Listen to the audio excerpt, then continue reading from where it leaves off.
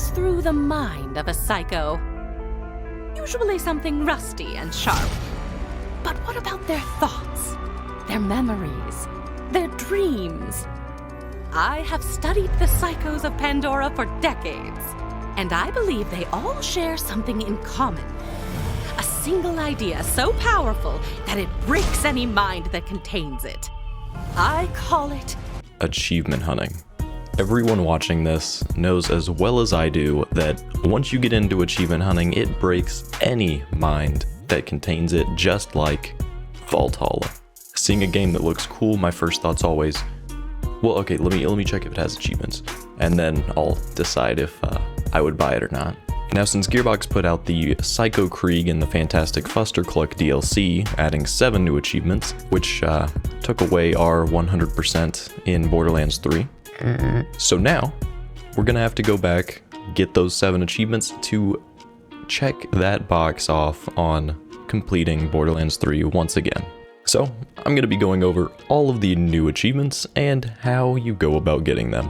So, if you liked the video or find it helpful, be sure to hit that like button and consider subscribing.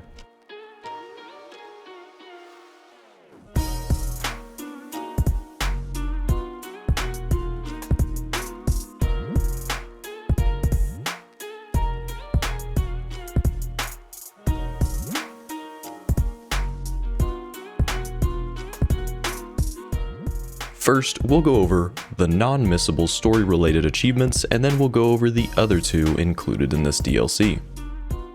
Meet and Greet is for completing the mission Enter the Psychoscape. This one you'll get pretty much at the beginning of the DLC once you get through the first memory portal opening. The Blast and the Furious you'll get once you defeat the evil Lilith boss. You'll be able to do this at the end of the Siege of Castle Crimson mission. Brain Pain Train Slain is for defeating the Loco Mobius boss at the end of the What Love Remains mission. For Trauma Center, you'll need to defeat Dr. Benedict at the end of the Inhuman Trials mission. At this point, you'll be able to go into Valhalla, and here you'll get the Red Wrath and Beyond achievement for defeating the Psycho Reaver boss. Now for the first of the 2 missable achievements, we'll start with Fustercluck Off. This one is for completing all of the side missions and crew challenges in Krieg's mind. I have the list of all the side missions pulled up on the screen here. It seems a lot of people were generally missing Scratch Don't Sniff at the end, which caused some confusion, so be sure to check this list against yours if you have any trouble figuring out what you're missing. For the other half of this, we'll start going through all of the crew challenges for this DLC. There are only 9 of the Signal to Noise challenges, 3 on Castle Crimson, 3 on Sapphire's Run, and 3 on Benediction of Pain. The first one on Castle Crimson is here to the right of a large skull, slightly off the main path before finishing the second catapult. The second is on the side of the Relativity painting inspired area of the map. The third on this map is here off to the side across a bridge of floating concrete blocks. The first one on the Sapphire's Run map is on top of a rock formation, which you'll have to use Maya's book to climb onto. The second one is a bit further down, and you'll also need to use Maya's book to jump far enough to shoot all of the orbs. The third one is probably the hardest out of all of them, as it requires more platforming and has the most orbs hidden to where you have to be standing at certain spots to be able to shoot them. Now the first one on the Benediction of Pain map is near the beginning of the map on the right side down a somewhat long pathway. The second one is right behind Ward Watcher Beta. The third one on Benediction of Pain, and the last of the crew challenges, is off to the right in one of the larger open areas in the map. Once you have all 3 of these crew challenges and completed all of the side missions, you should have the achievement pop up. For Ye Who Enter, you'll need to open the gates to Valhalla.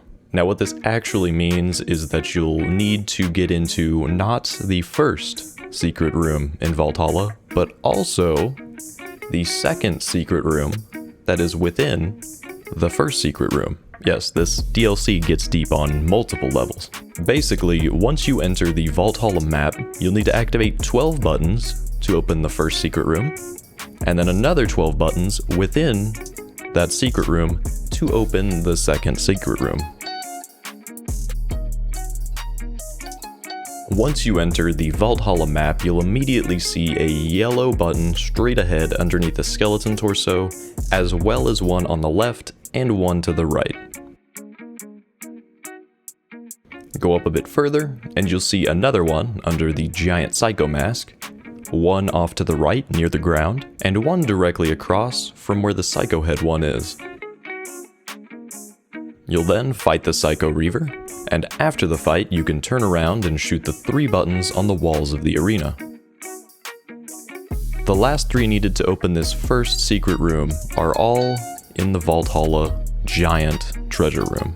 You'll need to move quickly as you'll only have 60 seconds to do this before it ends, but once you activate the 3rd button in here to open the secret room, you're good to take your time. The first jump pads don't really matter as they both take you to this first platform with a hole in the wall, and inside this hole you can see a button. You'll need to jump up to shoot it, and then go on the left jump pad. From this point, you'll need to just stick to the left, as that is where you'll have to go to get all the buttons and get up to the secret room area. After a few more jumps, you'll go past the 2nd button in this area, pretty obvious, and then the last button is right up here outside the secret room door. Once you're in here, everything in this room stays even after the timer runs out, so you can start taking your time and loot all you want.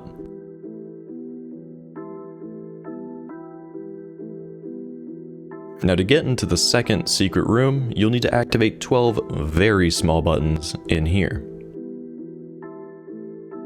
For the first 3, you'll need to walk up to the entrance door and look up to see the first one, and on both sides of the door, there is one hidden on the side of these diamonds.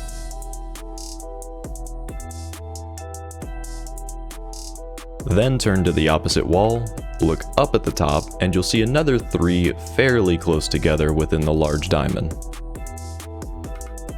You'll then need to walk up right underneath that wall, look at both sides to find 2 more buttons, and look directly up to find a 3rd hidden underneath that large diamond. Then use the jump pad to get up onto the ledge by the doorway to the second secret room, and look to the floor at both sides to find the next 2. Then directly up to find the last one. Once you shoot all of these, this second room will open and you'll get the achievement.